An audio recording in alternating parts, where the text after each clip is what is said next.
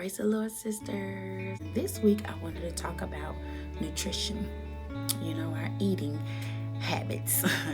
And just try to give you just a little bit of tips to kind of help you along the journey. Everybody's bodies are different. There is no one body that's created equal. Okay, that's as far as exercise and eating. I don't really like to say diet because diet and people diet and fall off them diets real quick.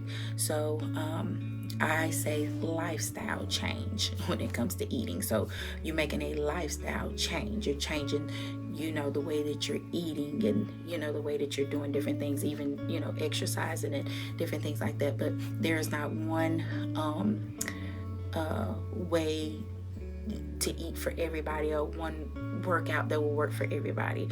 That's the reason why if you hire a trainer, somebody like me, if you hire a trainer, that's the reason why they do consultations. And they actually, what we do is we build a plan based on you, your goals, your height, your weight. There are different things that we look at, what you're able to do and what you're not able to do, and different things like that. So, but as far as eating, I would just recommend that you would start out with trying to make the right decisions as far as what you're eating. I mean, there are different things like macros and stuff like that, but I can't tell you how many calories you need to eat a day, because that's once again based on you, your weight, your size, your weight, your height,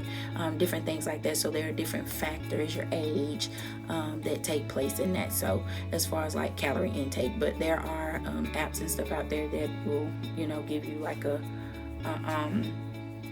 estimate calorie deficit, but unless you consult a doctor or you have a trainer, I wouldn't advise to do that, because you can cut down too many calories and end up messing yourself up. So, but you can start out by watching your portions. So choosing healthier options and watching your portions. So as far as protein, just a palm size of meat for protein, and if you get the plates where you can section out the bowls or the plates where you can do the sections, it's best for you to do that. That way it'll kind of keep you down on your portions, and then just make sure your protein is the size of your palm.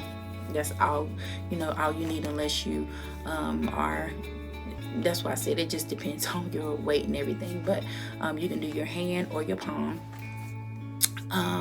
Also just make sure that you always have a vegetable and a good carb. So there are good carbs and bad carbs.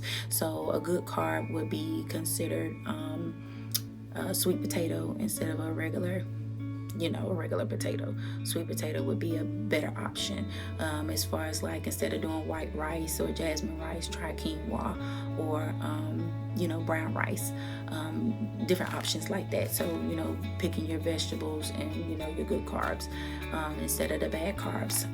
I would not recommend cutting out all carbs, because there are nutrients that we need in carbs as well. So all of our food has nutrients in it, although in the world we're living in today, they're messing with it. So but bless it, and just ask the Lord to lead us and direct us and guide us, and what to do and how to do it, unless you have a nutritionist. But I want to share the definition of what nutrient is according to Merriam Dictionary. A nutrient is a substance or ingredient that promotes growth, provides energy, and maintains life.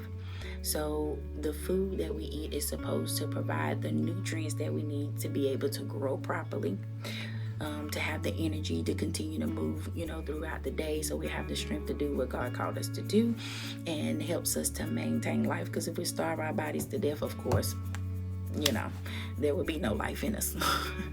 So with that said, I pray that if you are struggling, with food, or you have an unhealthy relationship with food, that you would, talk to somebody. I know Sister Joy would be a great sister to talk to, and to confide in. And if you want to reach out to me, just leave a message in the comment section.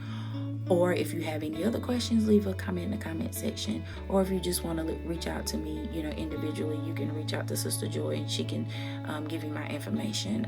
I don't mind talking to you and different things like that. But as far as eating, just think of it as a lifestyle change. And diets, what they say in the fitness world, they call them fads.